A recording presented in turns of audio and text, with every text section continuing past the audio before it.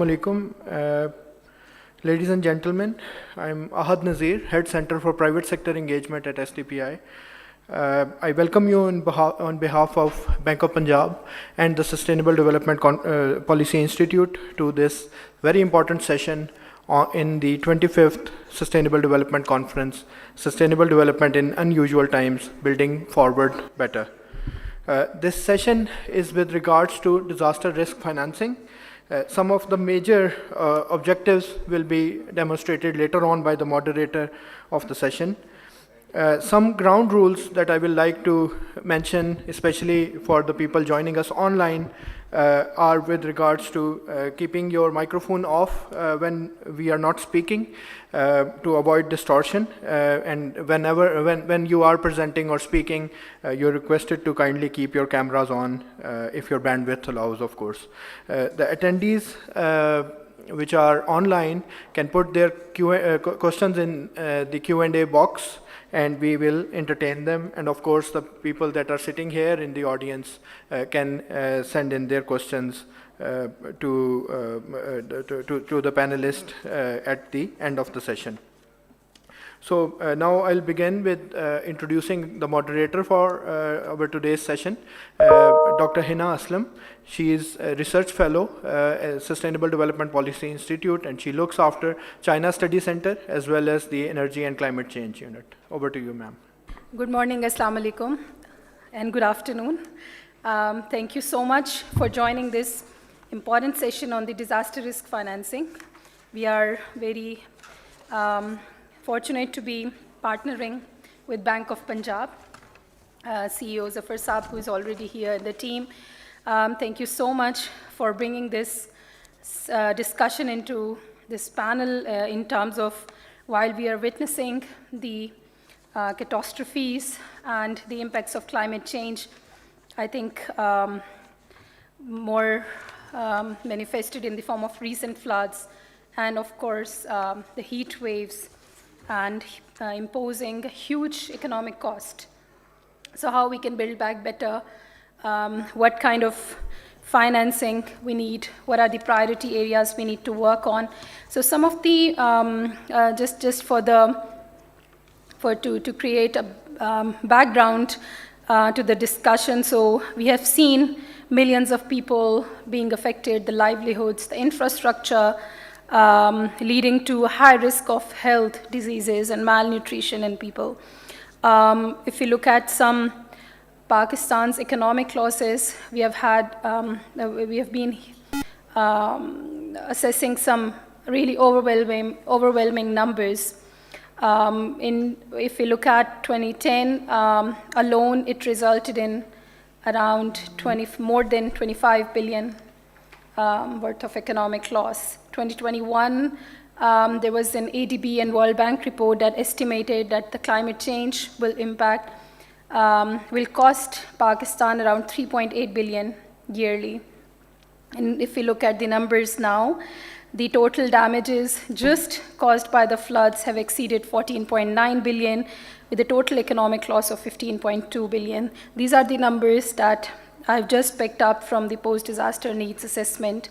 There's another climate change assessment that has been done by World Bank recently, and that clearly shows that if we do not mitigate the climate change and the environmental risks, could reduce countries' GDP by 18 to 20% per year by 2050. And what it needs is around 300 billion through 2030 to get the country on a climate resilient pathway. So these are some of the very overwhelming numbers that provides us a magnitude and extent of the disaster that had happened and we have experienced. I would now like to welcome the Executive Director of STPI, Dr. Abid Qayyum Suleri, for the opening remarks. Thank you.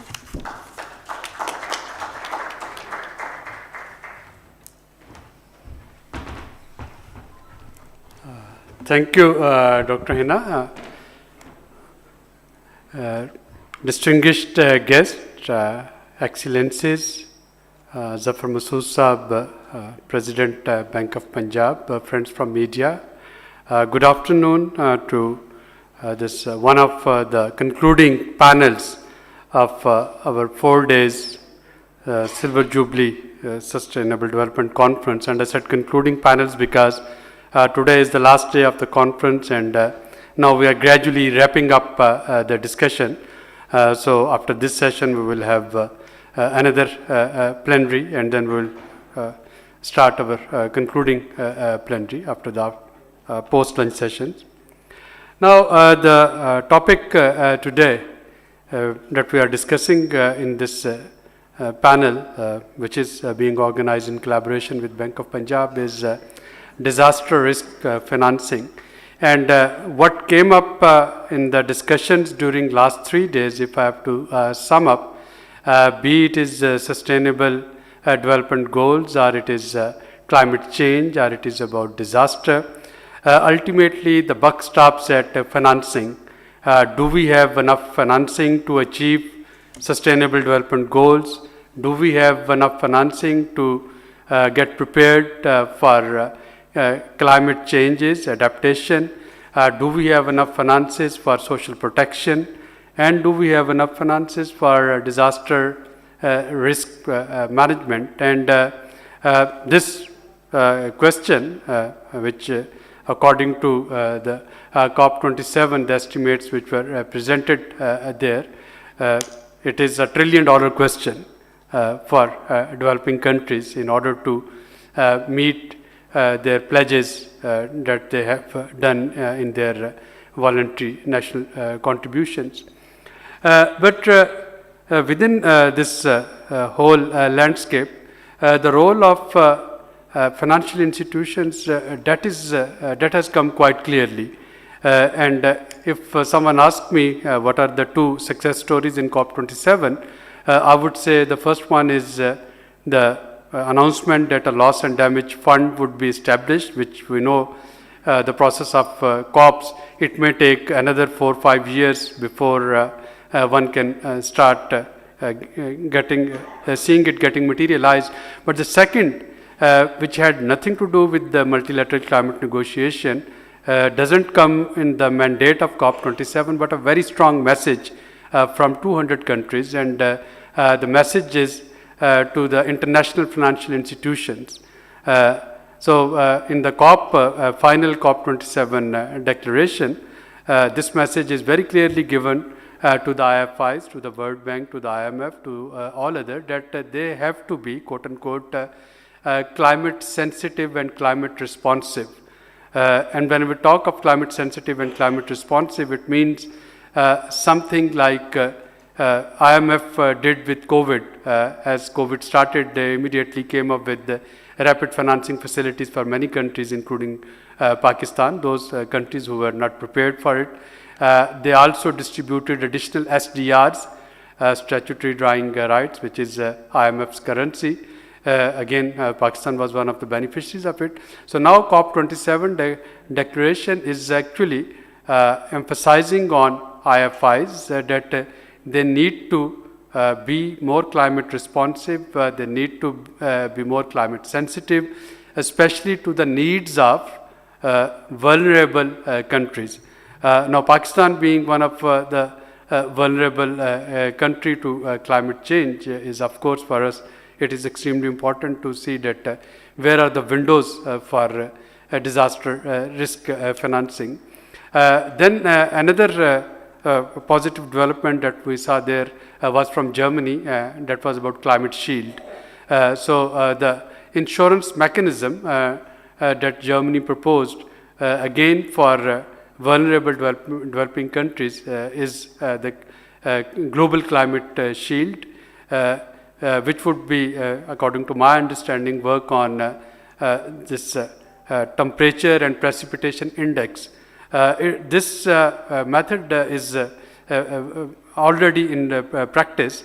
For example, if we want to ensure the crops or livestock in Pakistan, all we need to do is to prepare a historic temperature and precipitation index on a district basis, and then we can have a certain cutoff line. If temperature goes up or down, or if precipitation goes up and down, below or above that historic threshold, the people over there, they should be entitled towards climate change related disaster.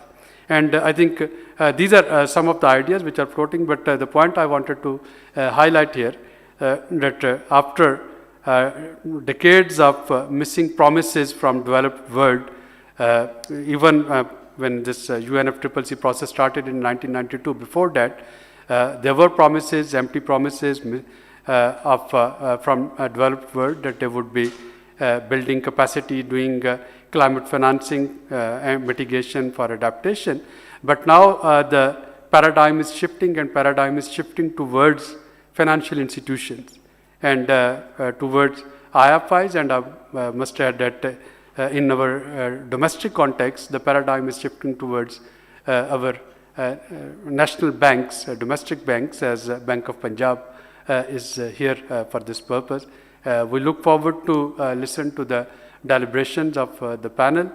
I would have to rush to join another parallel panel, but I promise that as soon as I finish my remarks over there, I'll definitely come and I'll get educated from the presentation that would be made here.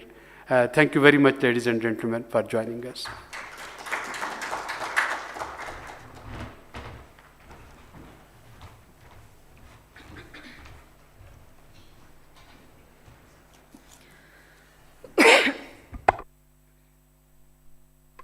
Thank you so much, Dr. Abid, for the welcoming remarks. Now I would like to invite our respected guest, Mr. Zafar Masud, CEO and President of Bank of Punjab, for the opening special remarks. Thank you.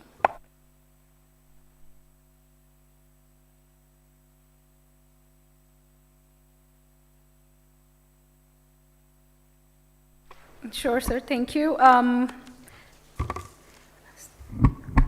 With this, let me also invite our distinguished guests and panelists for the panel discussion right after the special remarks by the CEO of Bank of Punjab.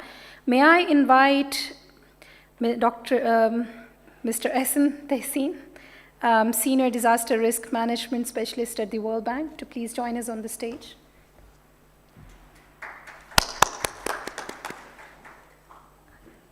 Mr. Lasitha Pereira, Managing Partner at the Development Guarantee Group, who is joining online. Dr. Sanjay, he's a Chief Disaster Risk Reduction UNSCAP. He has also joined us online. Welcome. Welcome, sir. I would also like to invite Ms. Nasreen Rashid. I don't think he's there. GG. Mr. Nasreen Rashid, Insurance and Risk Financing Expert, SDG Investments and Climate Finance Facility, UNDP.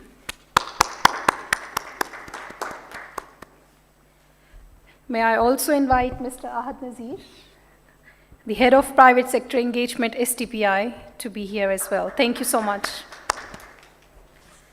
Sir, I would like to give you a floor for the opening remarks. Mr. Zafar Mahmood, CEO, BOP, Bank of Punjab. Thank you very much, Dr. Aslam. I'll start out with congratulating the STPI team for organizing an extremely successful conference on a very grand scale, which is very well attended, and some very important policy recommendations have come out. And then there is a lot of learning as far as how those policy recommendations can be put into action to actually fight against the disaster, risks in the future. As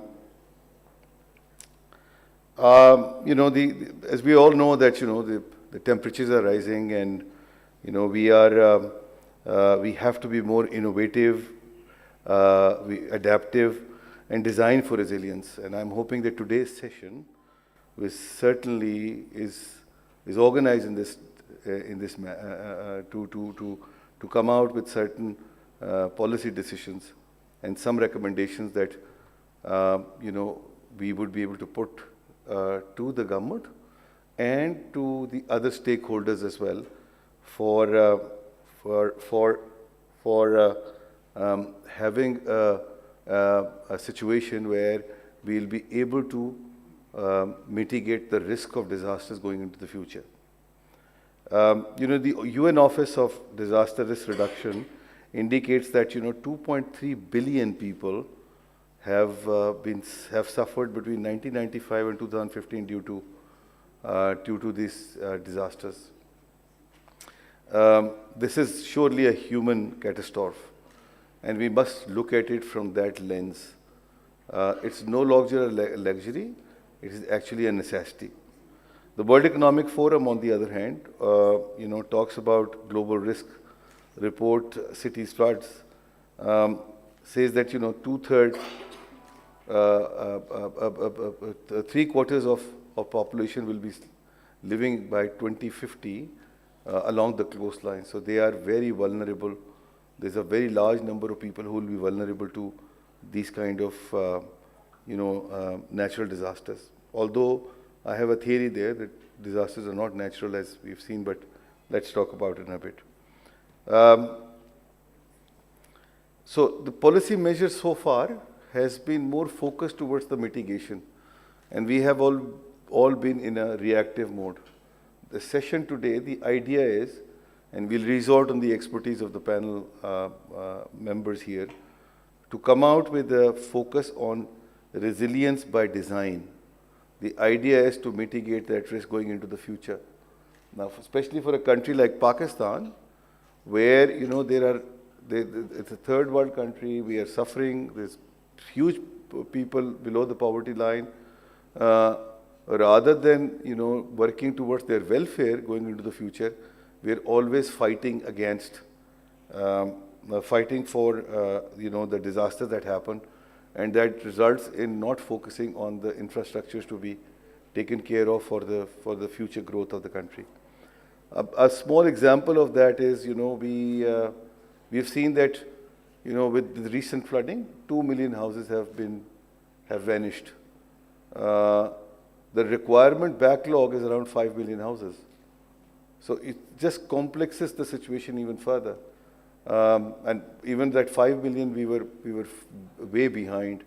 So and then the other infrastructure requirements also we are lagging behind, and therefore it's important that we look at the disaster risk mitigating factors and how can that be financed upfront to make sure that those disasters are then are converted from into more of a disturbance and destruction.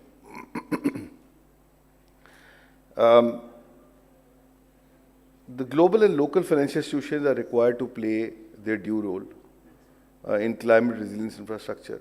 There are two main challenges here for that. One is the fact that a country like Pakistan, which has serious constraints on the fiscal side as well as on the external account, we would be looking towards the international financial institutions to be coming forth and helping us out on meeting our climate compliance requirements. And also, there is an element of education as well. People are not aware. I am the first one to admit and raise my hand and say that, look, even on the green financing, while we talk about it, but we are very basic in our understanding of what green financing is all about. We do not understand the complexities of all this climate compliance-related infrastructure to be developed, and that's where the institutions like the UN and the World Bank, the Green Guarantee Company, they all should come forth and guide us on what needs to be done. Disaster risk financing is an essential prerequisite for SDGs also, as we all know.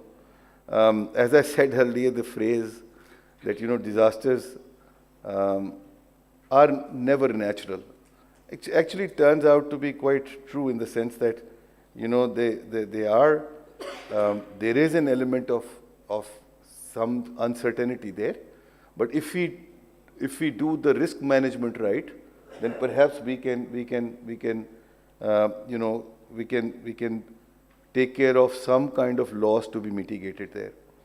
And then that translates into, the infrastructure that we have to go in. There is a large responsibility on the commercial organizations, the private sector. They need to come forth and take the initiative that, this is in their interest. The fact of the matter is that, we can't, at times we expect that people are superhuman and there's always a personal interest somewhere. So you always need to tell them that there's a personal interest for them to put in this extra effort or money for their own interest. Frankly, with this disaster risk financing, the additional amount that they have to put in, they're actually buying an insurance for their future loss. I've talked about the external financing challenges which are out there for the Pakistan. We need to analyze in detail the risk transfer mechanisms by leveraging on emergency response cost or to ease the construction and rehabilitation processes.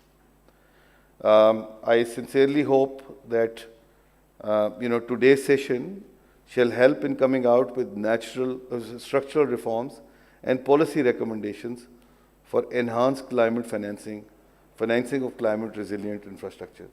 Thank you, Dr. Aslam.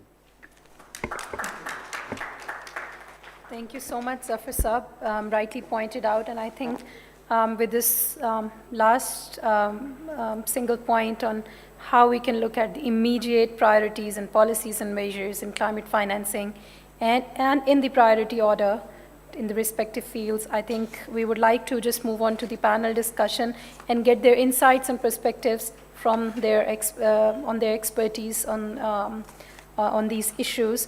And I would like to begin with Madam Nasreen in terms of you've been working on the insurance and risk financing of SDGs and been working, I think, in the agricultural insurance particularly. So how would you see Pakistan can offer agriculture insurance, which has essential position in handling the disaster risks? Thank you very much. I think it will be suffice.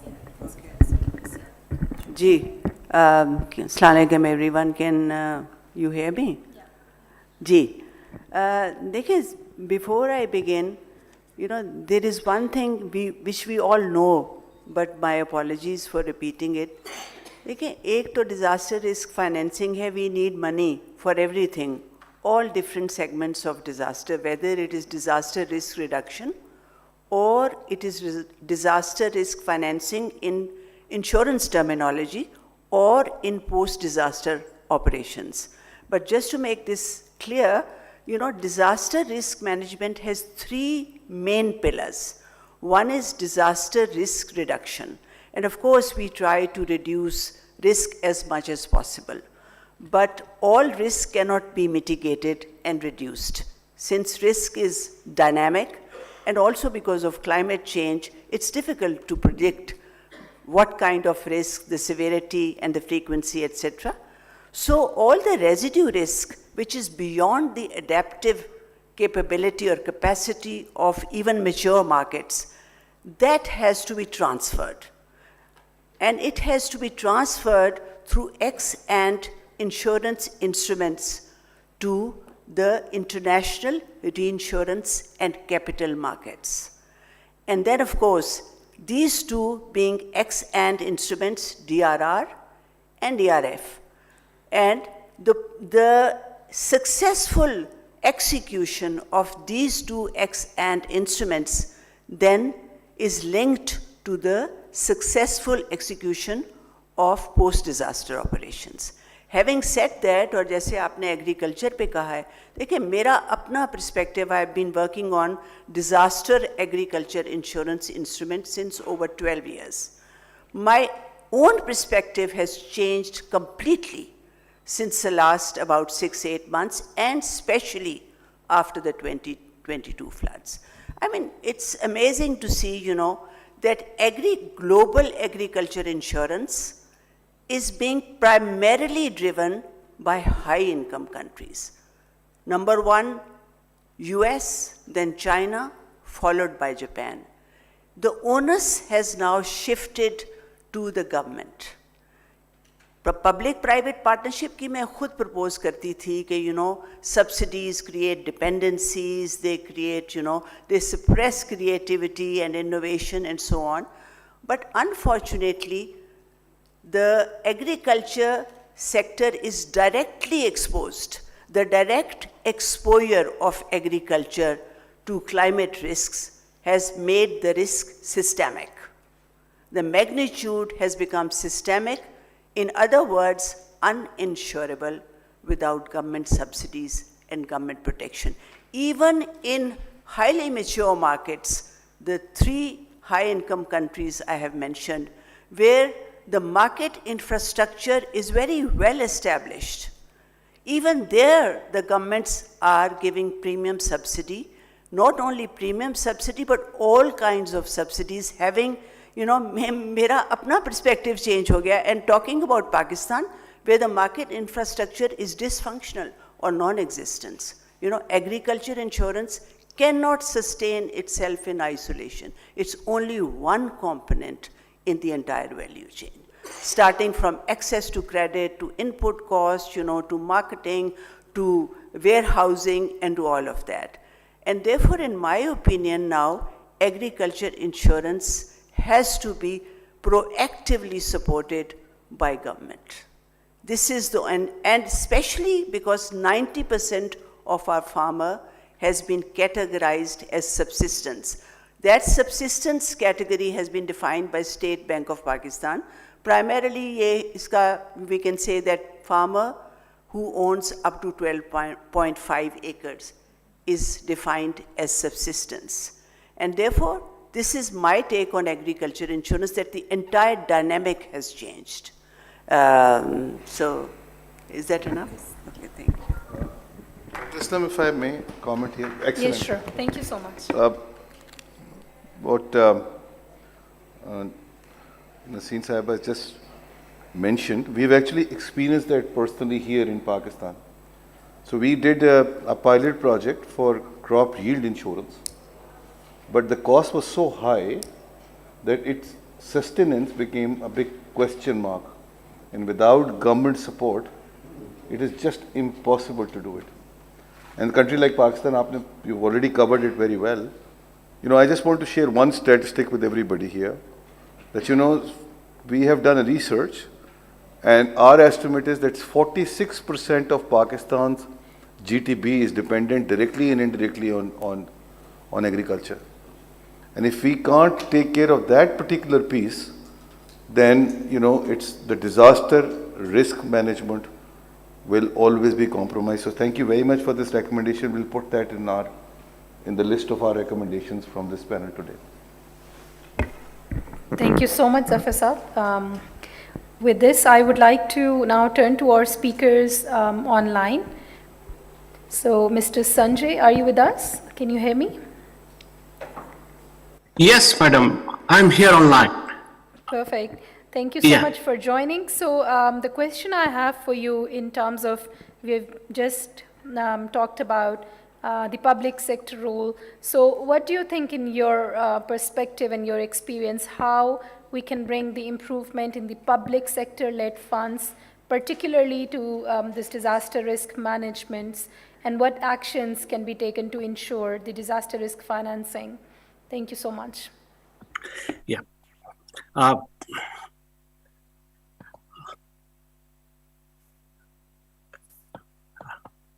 Thank you very much, madam. I hope you can hear me clearly.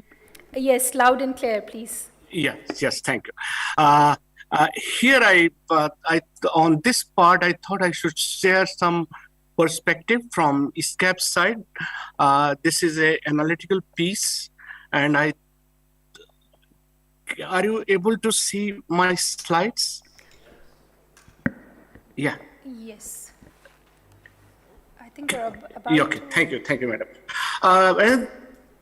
No, I'm sorry, we cannot see the slides. We can see the folder where you are trying to open the slides. Oh, okay. If you could just open it. Yeah. Okay.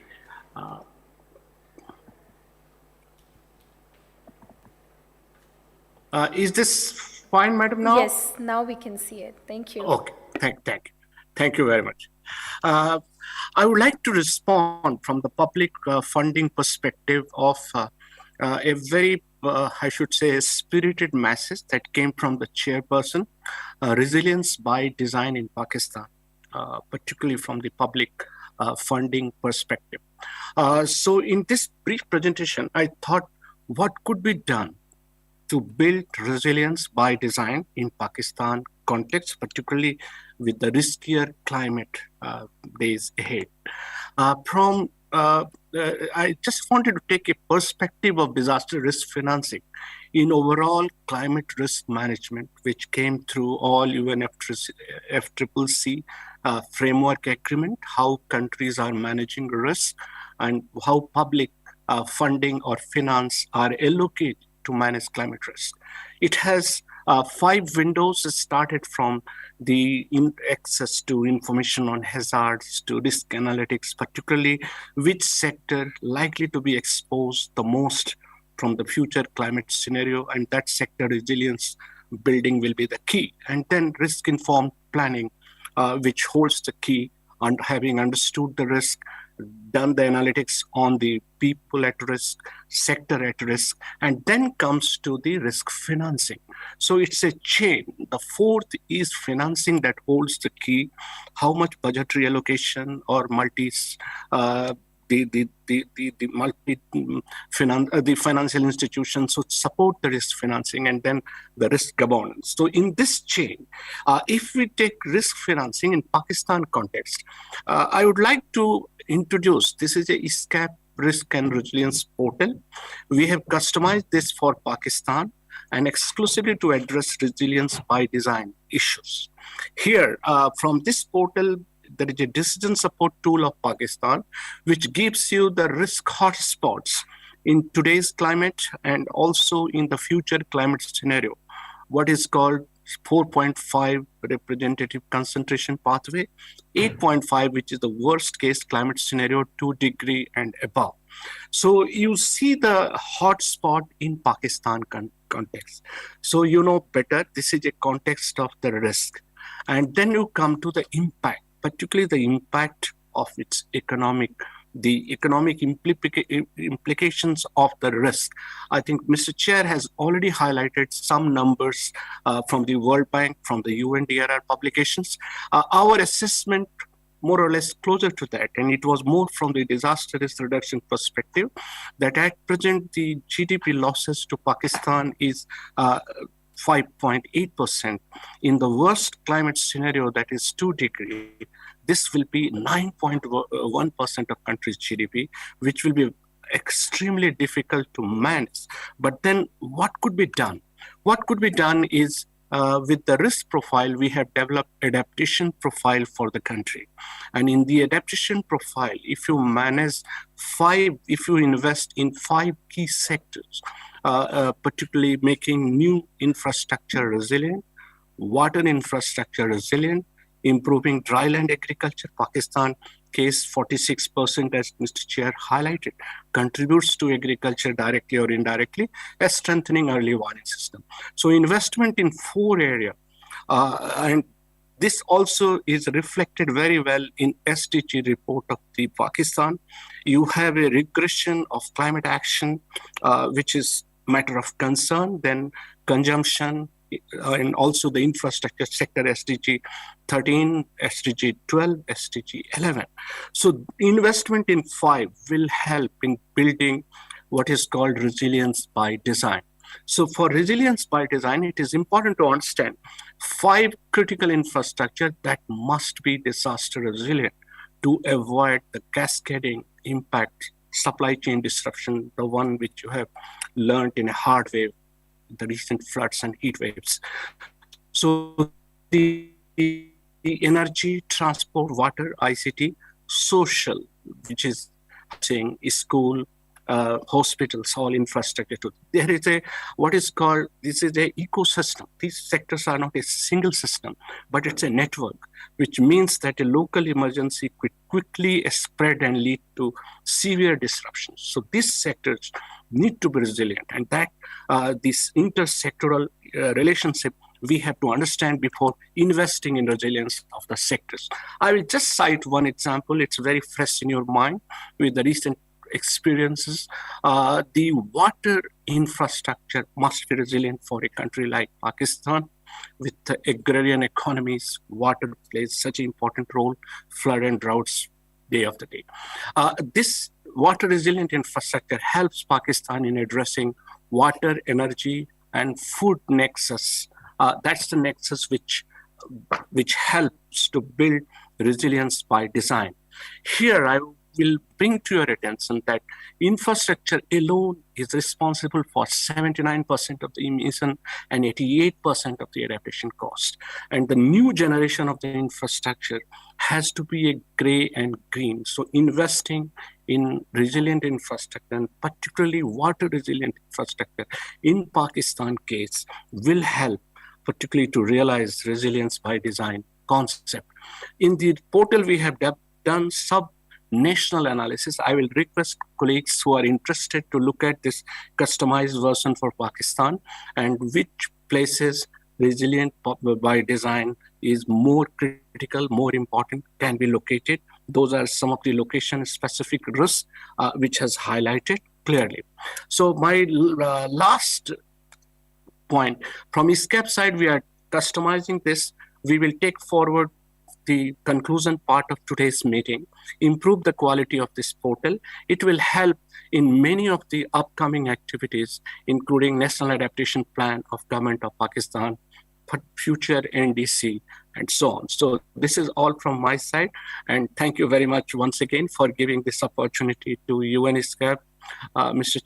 Chair, Madam, and thank you very much once again.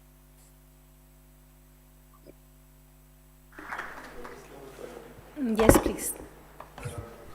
Thank you very much, Dr. Sanjay, for a very enlightening and revealing presentation. I have just one question for you. In the 5 sectors that you talked about, you haven't mentioned housing, the low-cost housing, because that seems to be in an area which is the basic necessity for the people who have suffered during these flooding or natural disasters. Any particular reason for that? Yeah. Thank you, Mr. Chair. In the social sector, what I have highlighted, I think housing is inbuilt into it. Is the housing, school, hospitals. Those all just put together. School and hospital and school. That's why I was good. Yes, sir. I think it's housing is a part. Perfect. Right. Perfect. Because we have recently done a project. Right. I was sharing it with Mr. Nasreen before the session started.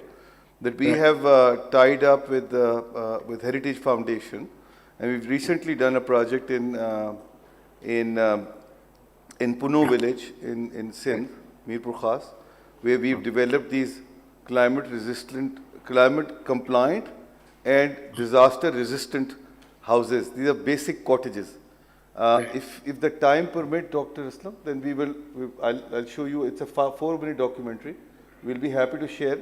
But I just wanted to gather all the thoughts so that, we will have concrete recommendations at the end. For sure. We would definitely be playing that 4 minutes video. Thank you so much, Sanjay, for the great insights, especially in terms of giving us awareness about this portal that you have developed for Pakistan. Especially crucial to see where the hotspots are lies, where are the risks, the impacts, and what could be the better policy actions in the critical areas that you have also mentioned. And of course, Pakistan needs to really work on the National Adaptation Plan. So these are some of the key areas that I could take away from your presentation. Moving on, I would like to turn to Mr. Ehsan Tehseen from the World Bank, in terms of providing his perspective coming from the multilateral institutes, and having experience of working with the government, what could be the national strategy for this disaster risk mitigation and planning, and looking at basically the adequate granularity to assess the growth of an efficient disaster risk funding approach? Thank you. Thank you very much, Dr. Hina. And first of all, at the outset, my congratulations to SDPI and the Bank of Punjab for organizing such an important session during this overall conference. Zafar Saab made a comment earlier that disasters are not natural. I fully agree, and there's actually, I hope I can share with you sometime after this conference, a very good analytical piece. And there's evidence to prove that hazards are natural, disasters are man-made. Sure. Disasters are always unnatural. And there's always some human element that successfully converts a hazard into a disaster. So I think it's a very good thing that we need to recognize. With this, with the overall theme of disaster risk financing and DRM, see, DRF cannot be seen in isolation. It is very much part of DRM. As Nasreen Saib also mentioned, that there are various elements into DRM. DRF is very much a critical part because in a standalone, it doesn't matter how much interventions or whatever we plan around DRF, it will not make any difference until we look at what the panelists have raised issues on resilient infrastructure, on better planning. Now, coming back to your question, we're very good at making plans. Pakistan has made a number of plans after the earthquake. Pretty much after the earthquake, the whole paradigm shift happened towards ex-ante risk management, where a number of institutions were set up, ERA, then NDMA. We had the National Disaster Management Plan, the National Disaster Risk Policy, subsequently in 2010 and 2013. On climate, we've had a number of plans. We have policies, NDCs. But what we see is we don't really see the translation of these plans into action. A number of reasons for that. There is a lot of disconnect, between the federal and provincial sort of actors, and with DRM and climate also being a devolved subject now, a lot of this implementation needs to happen at the provincial level. But we don't really see that strong coordination or connection at the moment. There are issues with technical capacity, issues with financial resources to be able to implement those plans. Now, working backwards, what our colleague also said on, say, these 5 sectors, taking that as an example, working backwards from there, you mentioned about resilient and disaster resilient infrastructure, other sort of investments which need to be disaster resilient. But all of it comes to, the core of it is actually planning, how good we are at planning these areas. And any plan is as good as the data that goes into it. There's a huge challenge with data availability on, whether it's fiscal risk, in the context of disaster risk financing, whether it's physical risk. NDMA has started an initiative, I think, a few years back, where they are able to undertake multi-hazard and vulnerability risk assessments to, really bring out that data and understand how we can contribute to more resilient and risk-informed planning. That effort, I think, is ongoing, but our key policymakers and decision makers have not been able to sort of tap into it. So I think the crux, to answer your question, really the crux is how good your data is, how well informed we are. And this also relates to any sort of DRF instrument or any solution that we want to come up on risk financing, on building fiscal resilience. This is also crucial for that, to understand the fiscal risk, to understand the contingent liabilities of the government, and only then we can come up with better planning and better sort of strategies. I hope that answers. Thank you so much, Ehsan. Now I would like to request Mr. Lasita Pereira, the Development Guarantee Group. He's online. Are you with us, sir? I am. Can you hear me? Yes, we can hear you. So, sir, the question posed to you would be, what kind of measures do you think that can be undertaken for the efficient DRM activities, and what could be the best policy guidelines that could be taken for the vulnerable groups? Can you hear me? I'm sorry, I didn't catch the last part. What was the policy guideline? So it was the policy guidelines that could be taken for particularly the vulnerable groups of society. Right. So I think I have to confess I'm not an expert in focusing on policies. So I'm gonna talk about those in the context of my main area of expertise, which is the capital markets. But what's clear from all the other experts on the panel is that what I fully agree with is you need to plan before you can go and raise the money. And in that regard, what we are trying to do here, the Development Guarantee Group, is we're setting up what we're calling the Green Guarantee Company. And what we will do with that is essentially the Green Guarantee Company is looking at the equation from the opposite side. So a lot of the experts that are talking about what Pakistan can do internally, we're looking at how we can help Pakistan with raising funding externally.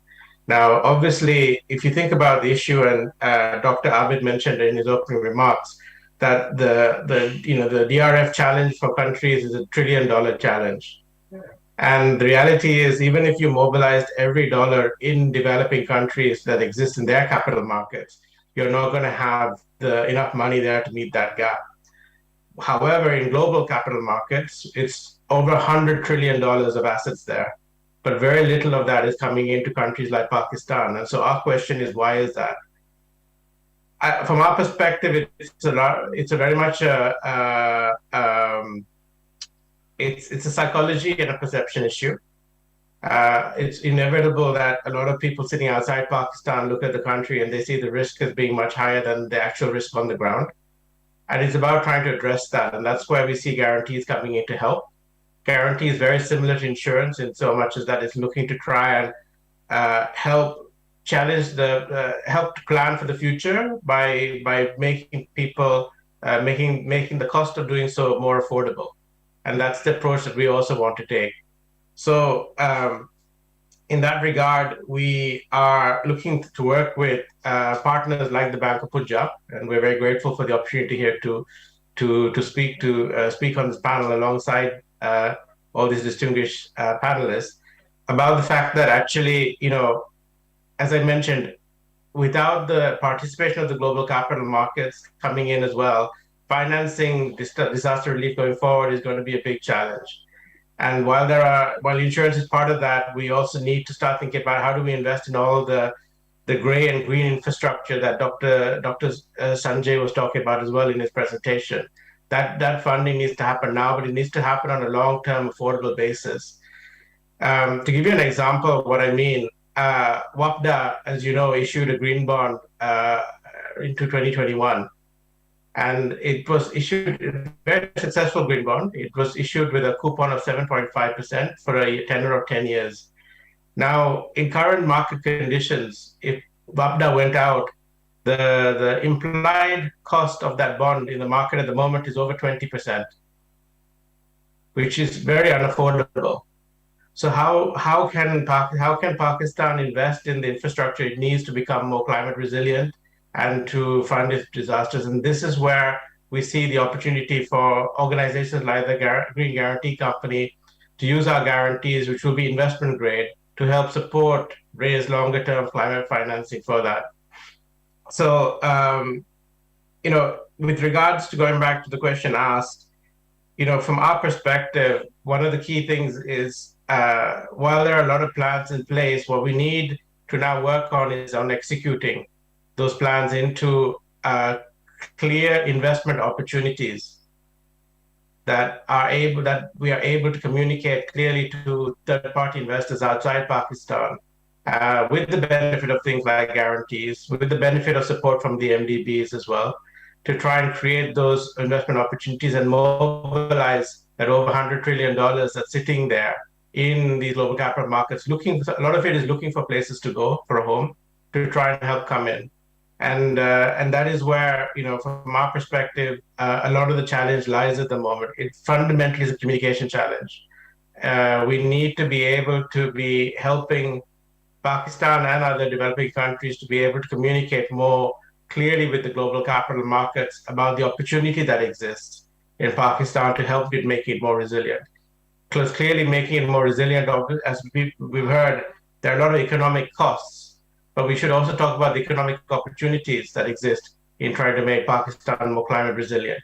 And that is something that I think is a key area that we should look at. Disaster risk management always seems to have a negative connotation to it, but as people have said, hazards are normal, but disasters are not. But fundamentally, that means that if by addressing what is not normal, we are actually creating opportunities, then we should also be focusing on explaining those as well. So I'm just going to stop there. As I said earlier, I'm not a disaster risk management policy expert, so I've tried to do the best I can within my field of expertise, which is, as I said, capital markets. But fundamentally, I hope I've given some food for thought on that. Thank you so much. Yes, Zafar sir. Dr. Aslam, in a way for me, Mr. Pereira has made the day because, we have been, advocating this for the last 3 days in this conference only, where we've been requesting for our, foreign partners to come and work with our potential partners to come and work with us to raise funding from these capital market pockets that they exist on green financing. So Mr. Pereira offering that to us, I think it's a big deal for Pakistan, and thank you very much for that, Pereira Saab. Thank you, Zafar Saab. Thank you so much, Mr. Pereira, and thank you so much, Zafar Saab, for your remarks. Talking about the capital markets for green financing to help the populations to be protected from the event of disasters, I think we would also like to hear some thoughts from Ahad on the social protection mechanisms that could be linked to these. Thank you. Thank you. So I'll apologize in advance that since I have a mechanical engineering background, so my talk might not be relevant to the environmentalist and economist sitting here. But these are some innovative things that we can do with regards to the disaster risk financing. And I'll just start off by saying that I think there is a structurally wrong assumption here that climate change is a risk. I think it is an issue and it should be dealt like an issue. It's actually happening right now. How can we start thinking of doing things in the long run? So the financing required to mitigate these disasters will be both in the short run and the long run. And of course, most of the comments that have been delivered today by the worthy panelists were focused on the long run, and they are highly appreciated. But some of the things that we can do in the short run to mitigate the impact, especially while we are talking about the vulnerable communities that are impacted by disasters. And I'm particularly talking about the climate change induced disasters. So number one, I think there is a concept that SDPI was part of. We actually started the policy narrative around social entrepreneurship. So I think this is something very important where the private sector can actually help mitigate many challenges that are faced with regards to the disaster. And of course, the financing for these social entrepreneurial ventures can come through microfinance as well as the community entrepreneurship programs through social protection. The number two idea, which I floated to some of the partners, but of course it is still being discussed, and we are trying to see what research we can do in this regard, is the idea of a social stock exchange. So while one of the worthy panelists was talking about the capital markets, I think capital markets can play a very important role in disaster risk financing. We will need some contingency money plus some money for the long-term adaptation and mitigation measures, and all this money can be actually collected through the CSR budget of all the corporates that we have. Those CSR budgets are, if they are formally channeled, and I would, of course, the model that we have in Singapore, we have in UK, they all involve the country's stock exchange in that. So based on an impact assessment of whatever that CSR budget is being used for, I think that can be a very important point if we can utilize that budget in the proper way. And the third and most important aspect that I would like to discuss is the community engagement component, which I think we are very, very behind in. I was recently working for a project with a group of US-based people, and during that project we had a chance of meeting Dr. Elston, who is a community engagement specialist working in the tundra. So they have, of course, climate-related disaster issues in towards that part of USA. So they have created a set of community engagement specialists who are actually making the community realize what they can do for themselves. And last, of course, is I think we need to have a very strong grip on technology and data. Based on my own observation, of course, I didn't find anything from the literature there. We still have traces of disaster-led destruction of the 2005 earthquake still. So even 17 years after, if we have not been able to find or mitigate the issues of the population that was affected there, I think we really need to start working with the data, and modern technologies can enable us to help. And because my prime area where I deal with the private sector in SDPI, so and I have a request to make to all the private sector that I think we should consider the planet component of the triple bottom line as the most important component, because whatever we do it for our own social well-being and for the social well-being of the future generations. Thank you. Dr. Islam, let me give good news to Dr. Ahad. The 5 constituencies that he talked about, we have worked on 3 of them. The 4th one is established, in infrastructure, which is the social stock exchange. Essentially, it's the carbon trading piece.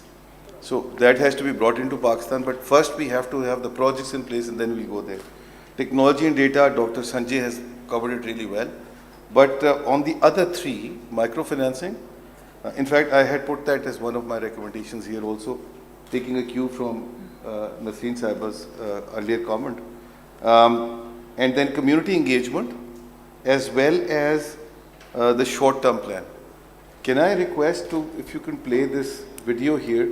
I'm sure Dr. Ahad will be very pleased to see what we have been able to achieve with Heritage Foundation on this front. Sure, sir. Can we please request the IT team to play the video?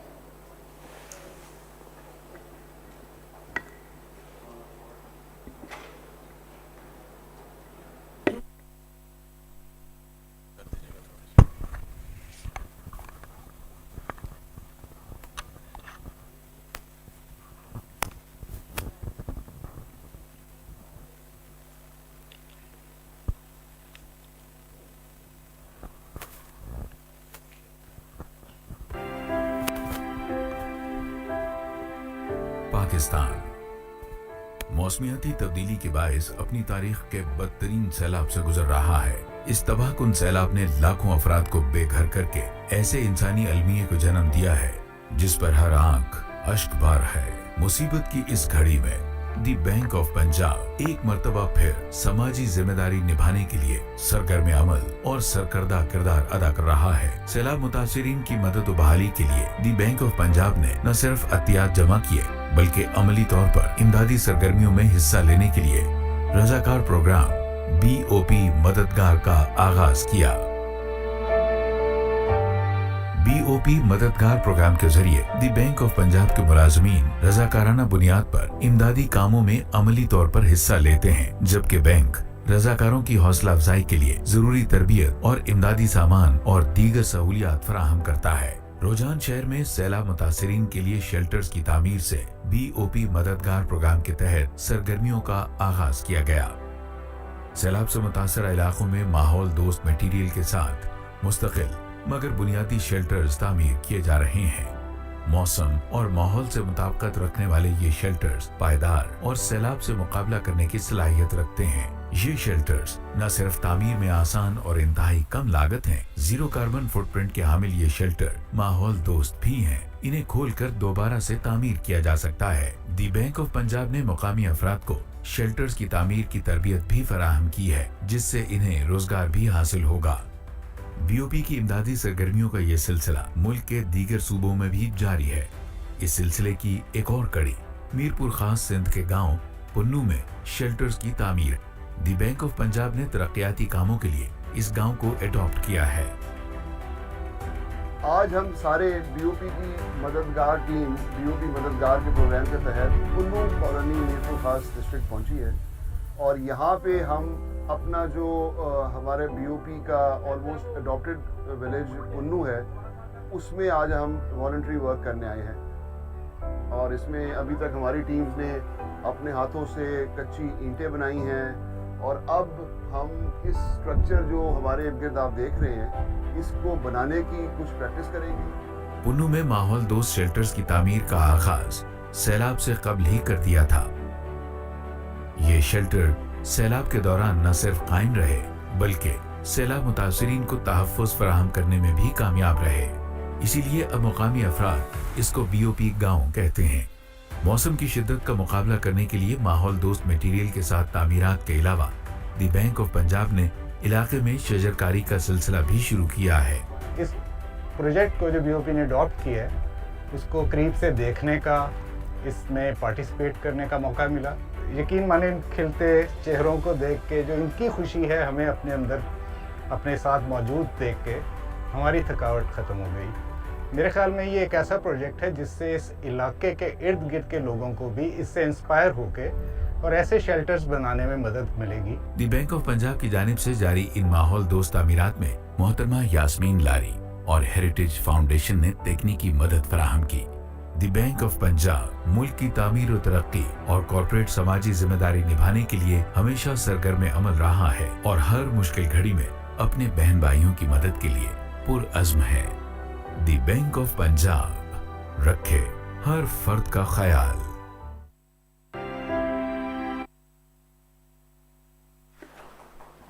Thank you so much, Zafar Saab. I think incredible work being done by BOP. And I would like to add on that we recently have also worked on the climate smart housing from the technical perspective, and that's a research report that we would like to present to you later. It has some really strong policy recommendations based on real challenges from the ground and case study approach. So perhaps this could also connect us through the implementation side and the technical side. Thank you so much for that. I would like to come back to Madam Nasreen in terms of if you'd like to share some more thoughts on the disaster risk financing and insurance and the work that you're doing. जी thank you so much. जो मैंने पहले कहा था उसी में कुछ थोड़ा सा और ऐड करना चाहूँगी। On the positive side, Pakistan has a very comprehensive disaster risk management regulatory framework. As far as the three main pillars I was talking about, DRR, disaster risk reduction, is being actively undertaken by National Disaster Risk Management Fund. As far as post-disaster operations are concerned, that is the mandate which is being addressed by NDMA. जो तीसरा main component है DRF, वहाँ बहुत बड़ा vacuum है। वहाँ क्यों vacuum है कि पाकिस्तान की insurance penetration is one of the lowest in the world. At the moment, it's about 0.09% of the country's GDP. Just as an example, what mature insurance markets do and how they help to support the fiscal challenges of governments as an impact of natural disasters. 2012 में जब New Zealand में बहुत बड़ा एक earthquake आया था, 80% of the total economic losses to the country were insured. As a result of this, only 20% fiscal impact was the burden suffered by the government. In contrast to that, 2010 के floods में only 1% losses were insured. अब इस DRF के component में बहुत अच्छे foundation building blocks ले कर रहा है UNDP और NDRMF. UNDP जिसके साथ मैं इस वक्त कंसल्ट कर रही हूँ, उन्होंने एक कंसल्टेटिव सेशन कंप्लीट कर लिया है with all provinces and regions, sensitizing them on what DRF means and what are the benefits of setting up X and DRF instruments in place before the disaster strikes. फिर उन्होंने एक diagnostic study भी complete की है कि DRF में कौन से गैप्स हैं, उसके क्या बेनिफिट्स हैं, क्या अपॉर्चुनिटीज़ हैं और क्या चैलेंजेस हैं. अब एक पॉलिसी ब्रीफ वो प्रेजेंट करेंगे टू ऑल स्टेक होल्डर्स, जिसमें मेजर रिकमेंडेशंस होंगी कि गवर्नमेंट ऑफ पाकिस्तान अपनी rising contingent liability as a result of growing and bulging vulnerable populations as well as being provider of food security, ये कैसे manage की जा सकती हैं. जहाँ तक स्ट्रेटजी की आप बात कर रहे थे, NDRMF with whom I am also consulting, we are in the process of developing a national disaster risk financing strategy with all stakeholders. इस स्ट्रेटजी का क्या आउटकम होगा? It will lay a strategic road map कि कौन कौन से stake holders इसमें involve होंगे, उनके इम्प्लीमेंटेशन प्लान क्या होगा, किसकी रोल्स और रिस्पॉन्सिबिलिटीज़ क्या होंगी और किस तरह से ये डिज़ास्टर्स जो इंश्योरेंस है वो agriculture, primarily small farmers, SMEs, households, vulnerable populations को कैसे एड्रेस करेगी. Now coming back to why insurance penetration in Pakistan is one of the lowest in the world, one of the major stumbling blocks has been the lack of country-specific risk data. इसमें NDRMF ने सुपार्को को mandate दिया है जो develop कर रहे हैं catastrophe risk modeling for floods, for earthquakes, for typhoons, cyclones and so on. Now coming to my last point, क्योंकि ज़फ़र ने recommendations का कहा था, हमारी strong recommendation है, and if you review what I had said earlier, agriculture insurance cannot operate in isolation, especially in a country like Pakistan, where there is no market infrastructure, where 90% of the farmer is subsistence. तो agriculture हालांकि 18th amendment में delegate हुआ है subject, but if you look at the 18th amendment, it is still a shared jurisdiction. यानी कि food security or food exports is still the responsibility of the federal government, whereas all other areas pertaining to agriculture are the responsibility of the provinces. So therefore, जैसे Canada में है, it's a shared jurisdiction, so agriculture insurance pool on a national level or different pools on sub-national levels is the only answer, because government की जो ये दोनों major fiscal challenges हैं, vulnerable populations and food security, they are interlinked and interconnected. So with one instrument, which is agriculture insurance pools, both these major challenges which are increasing the government's contingent liability can be addressed adequately with only one instrument. Thank you. Thank you so much, ma'am. I would like to now turn to the audience. If somebody has any question, please raise your hand. So we have a question over there. If somebody could please give the mic. Also, if you could suggest which, to whom would you like to make a question?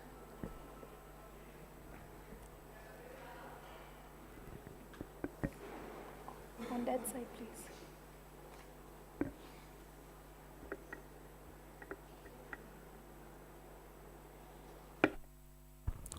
Thank you very much.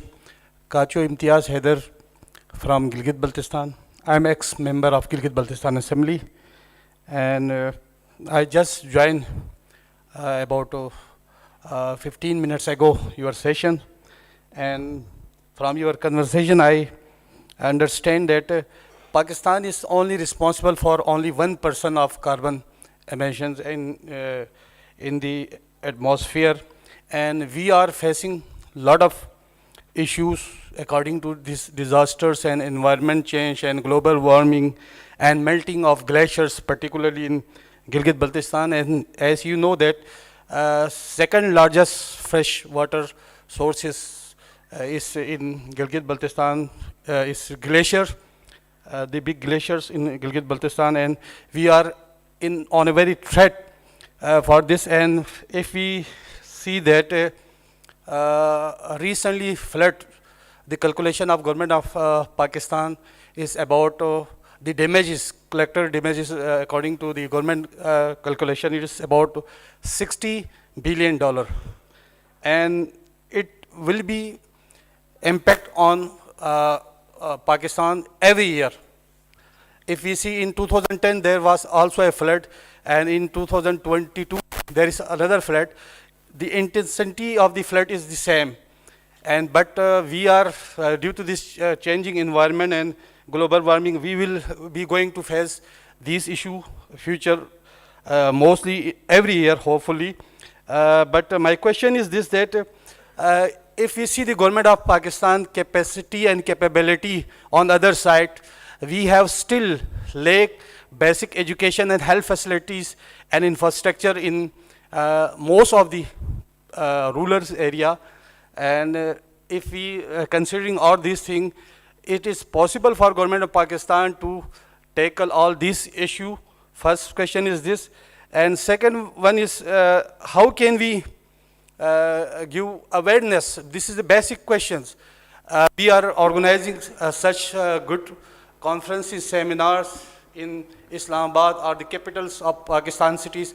But what about when you go to the basic area where people are facing this situation? How it is possible to give awareness to the people of Pakistan, those areas who are basically facing these issues, who are getting damages? So what would be the strategy from your side, and how can about this data collection? There is big questions. In the Pakistan, you can't get exact data everywhere. Thank you. If someone already mentioned that in 2005, thank you so much. The earthquake happened. Do you want then, any particular yes. panelist No, to respond? Anyone of the panelists. Okay, so anyone Thank you. from our esteemed panelists, if you would like to respond. Yes, Zafar Sir. So the question was too long, but the answer is very short. Yes, I totally agree with him on question number one. Pakistan can't do it on its own. We require the other, the other partners to come through, multilaterals, bilaterals. All of those have to be taken on board and take them along. And I think this conference played a major role in bringing them together.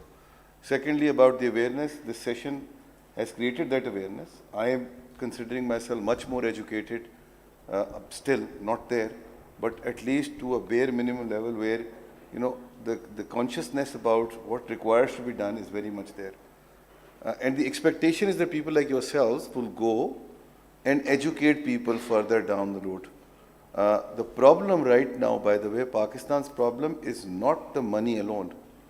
In fact, to my mind, and this is our theory, the money is a secondary issue.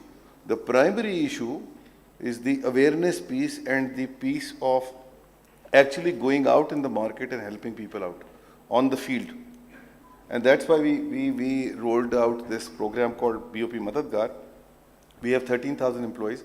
We wanted them to go in the field and help people out, create that awareness, and take things on from there.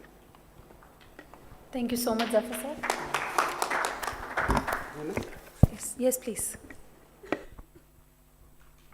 The question I want to provoke one of the distinguished persons sitting here, General Askar Nawaz, former chairman and DMA.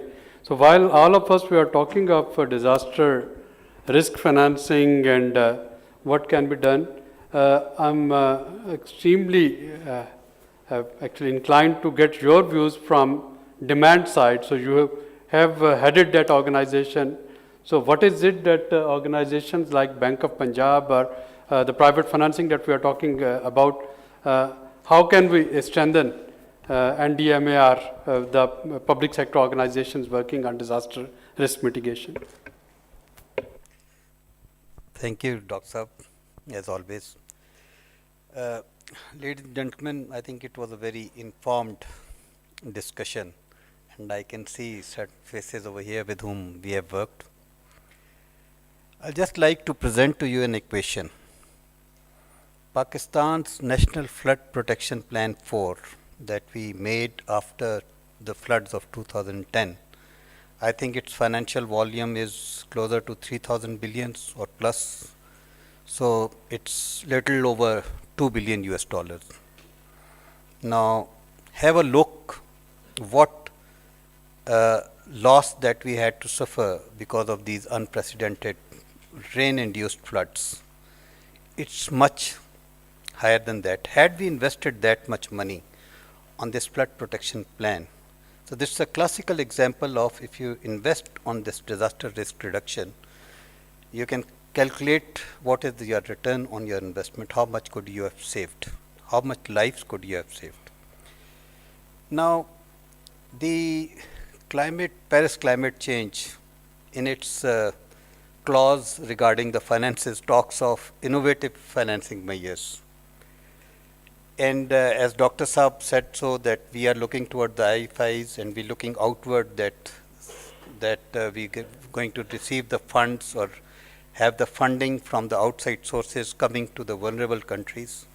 When you go to the COP, every country presented case like a country which is affected by the climate change challenges or it's vulnerable to that. So we are one of them. This sort of a funding may not be coming in times. So we also have to look inward. How do we generate this fund? Like we have the ADPs of all the provinces. At my time while I was there, I kept pursuing this idea that a certain percentage of ADP must be kept in a pool for the DRR or of course the climate change adaptation measures. It can be 1% or 2%, and imagine that it is done at the federal level and also at the level of all the provincial governments. So you can make a central pool and generate that sort of money. Similarly, here the President of Bank of Punjab, I think very good intervention by them what they are doing. Now I present that National Flood Protection Plan has a lot of components. Consider it as a menu which is available, and we look forward towards the private sector to come and pick one part of it and finance it. That would in fact alleviate the concerns of generating the finance at the level of the government. And being an engineer, I can tell you, when you plan a project like you are constructing a road, so in the PC1 document you have got a column that does this road affect how many people? Maybe, it can serve 10 villages and it can serve around 1,000 households. So if you can make and come forward and invest on these projects, I can assure you that this sort of financing by your side will help saving lives. It will benefit the communities in a manner that, like what we have seen, they will be saved from the devastation, and of course it will generate maybe a small investment, but it can generate a lot of money to address these concerns. Another aspect that Mr. Hassan talked of, I had started that multi-hazard vulnerability risk assessment initiative in 2016 because I learnt it from Sendai that it is one of the best practices worldwide. And until unless you have a data, a reliable data, you can't do what Madam over here were talking of the risk insurance and all these things, and what I was planning that we need to carry out. Until unless we have a data, we do not know what is our need. And while we started off this initiative, we did it for 5 districts, most vulnerable districts.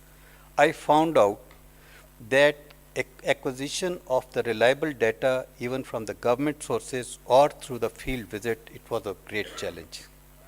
But we need to do that. You have seen in this COVID environment that we have NCOC. It used to work on that artificial intelligence and the availability of data. So if we have this database, it will act as an enabler of our true need, and we would be very, very smart in our planning and in our response. Thank you very much.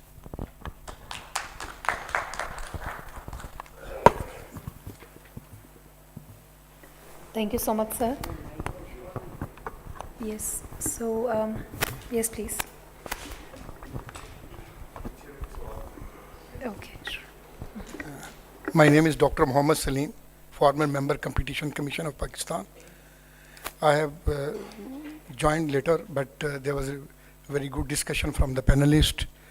And one thing which I observed, because I physically visited many areas which flood have destructed a lot, there's a need of, there are multiple actually institutions at the different provincial and federal levels. They are helping out the people and even the NGOs, but there's no coordinated and collaborated efforts.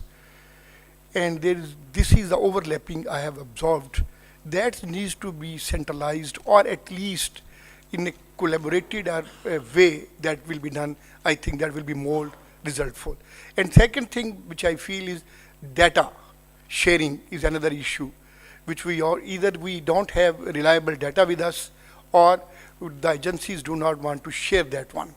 These two areas, if are being addressed properly, the most of the money, I think, being wasted due to not properly coordinated effort. Thank you very much. Thank you so much, sir. We'll take one last question from the audience. It's right at the back.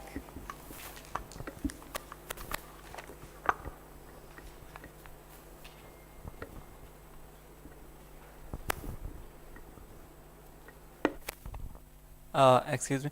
My name is Mohammad Alashan. I'm a graduate from Quaid-e-Azam University in the field of environmental sciences. My question to the panel is that the most of the people in Pakistan are below poverty line, and especially most of the farmers. So if climate risk insurance or disaster risk insurance is made available to them, would they be able to afford those? Because they can't even afford basic necessities like food and clean water. So how would they able to afford the insurance? Thank you. उसमें बहुत अच्छा हमारे पास एक model है Turkey का. Turkey is very prone to earthquakes. वहाँ बिल्कुल यही सिचुएशन थी कि insurance penetration was very low, और जब भी अर्थक्वेक आते थे हाउसिंग का बहुत डैमेज होता था, पब्लिक इंफ्रास्ट्रक्चर का भी और प्राइवेट हाउसिंग का भी. And the government obviously because of low insurance penetration had to step in as insurer of the last resort and pay the compensation. As a result of this, frequent earthquakes, उन्होंने एक mandatory pool बना दिया, TCIP, Turkish Catastrophe Insurance Pool, because of which, जहाँ पे affordability का सवाल, main सवाल यही है at the end of the day, they made it mandatory that within the certain metropolis, सारे जितने भी घर आते हैं, they have to buy mandatory insurance, क्योंकि insurance is a game of large numbers. The larger the pool, the more affordable the cost will be. And as a result of that, every house had to buy insurance. और वो उन्होंने enforcement कैसे की? आपको phone का connection, आपको gas का connection, आपको बिजली का connection नहीं मिल सकता जब तक आप insurance का proof ना दिखाएं. और insurance बहुत सस्ती होगी. As a result of that, about 10-12 million houses in Turkey are now insured. और इसकी इन्फोर्समेंट का ये तरीका, अभी तक हम टीवी का वो दे रहे हैं. टीवी फ़ी जब हमारा बिजली का बिल आता है 35 रुपीज़ होती है. तो इस तरह 30-40 रुपए तक इंश्योरेंस कॉस्ट आ सकती है, provided it is made mandatory, because otherwise the risk of anti selection and moral hazard will be there. देखिए, करने को सब कुछ हो सकता है. The political will has to be there. Thank you. Actually, wanted to add something on the DRF as well, just taking up from there. लेकिन आपने जिस तरह भी खैर इंश्योरेंस की बात की, another element is जो आपका BISP program है, I think that's also under discussion at some level, कि perhaps proceeds from that, जो उसकी beneficiaries को जा रहे हैं पैसे, amount of that can also cover insurance. Bank is actually, we're trying to pilot something in Sindh, where we are looking at the insurance of the productive poor. तो ये Covid में ये इशू आया था कि people were unemployed, या daily wages were not able to earn anything. So if you can cover those people through insurance, उसके लिए we're trying to do some actuarial analysis these days कि इसको किस तरह आगे लेके चलें. On the DRF, ma'am, I just wanted to add, आपने बात की कि DRF strategy बन रही है with NDRMF. Just a couple of recommendations I hope that from the platform of this conference can be taken up. एक तो ये there's a need for key institutions such as the Ministry of Finance to lead these initiatives, especially the DRF strategy.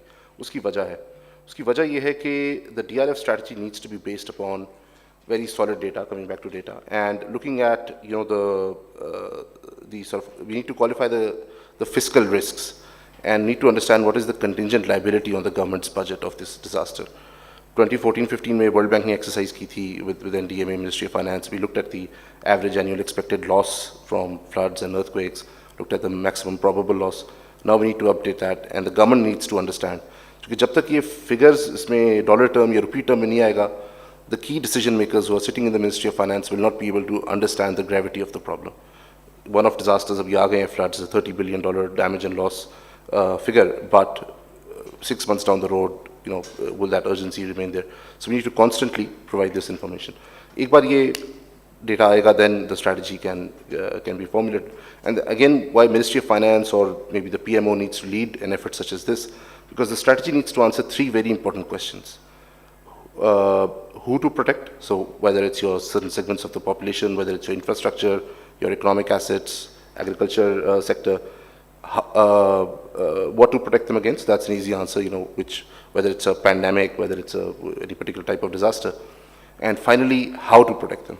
So that how is very important, because that takes you to what sort of mixture of DRF instruments you need to sort of put in place, whether it's insurance, whether it's your reserve funds, whether it's international countries के साथ आपका contingent credits हैं, and each instrument has an opportunity cost. Each instrument has a cost associated to it. So the basic idea is that you take the one with the least opportunity cost, या cheapest instrument for any disaster that occurs frequently but has a low impact. Like localized floods ho gaye, so you obviously go for the cheapest instrument for that. But for any disaster such as these floods or massive earthquake, then you can tap into the international markets and you can look at instruments which have a higher cost. So I just wanted to add that on the DRF, and I hope that the DRF strategy will take this into account moving forward. Thank you so much.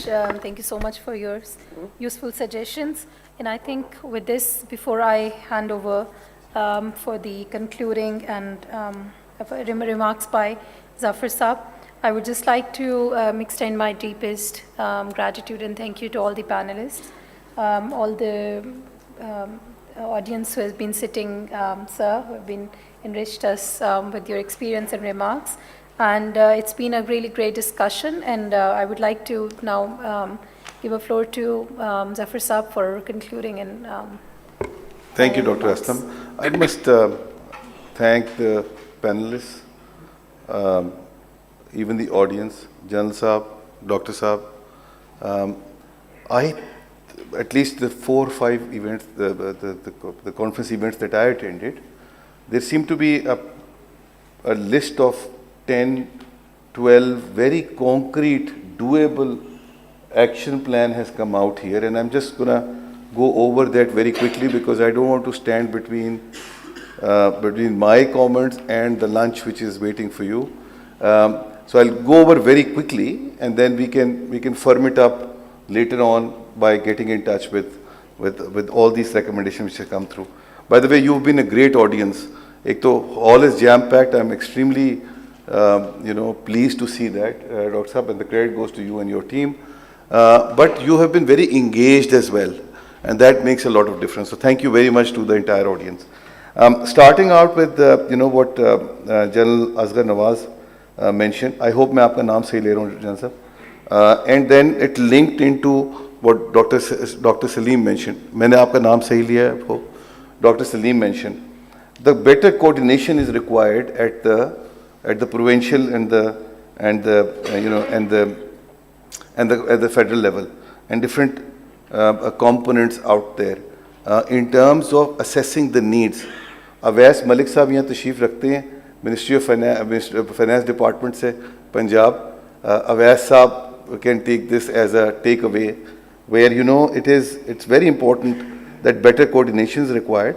And what General Asghar Nawaz mentioned, that in the budgetary allocation there is an element of assessment of the economic assessment. You will be very pleased to note that State Bank of Pakistan has already come out with ECRM framework, which is Environmental and Social Risk Management Framework, in which now the banks will also be doing the same thing. So it's starting from 3 years from now, it will also be done.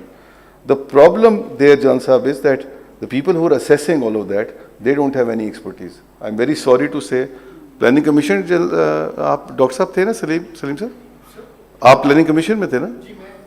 Competition planning commission में कोई capacity नहीं है to assess this. वो बिल्कुल number filling exercise होती है, and if we continue to do that, it will be a useless exercise.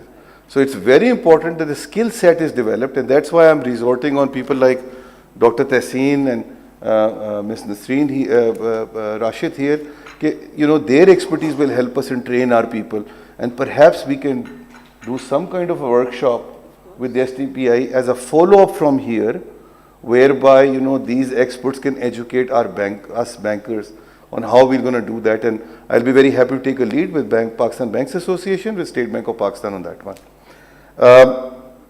The other one is Dr. Suleri mentioned. We are under IMF program, and under IMF program we require an adjuster, and in COVID there was an 800 billion rupee adjuster which was granted to us. I'm pretty sure that adjuster will come through here as well in case of floods as well. But specifically what Dr. Suleri mentioned was the rapid finance instruments of IMF, whereby they extended $1.4 billion to us in COVID, and we expect that a similar help will come through this time also.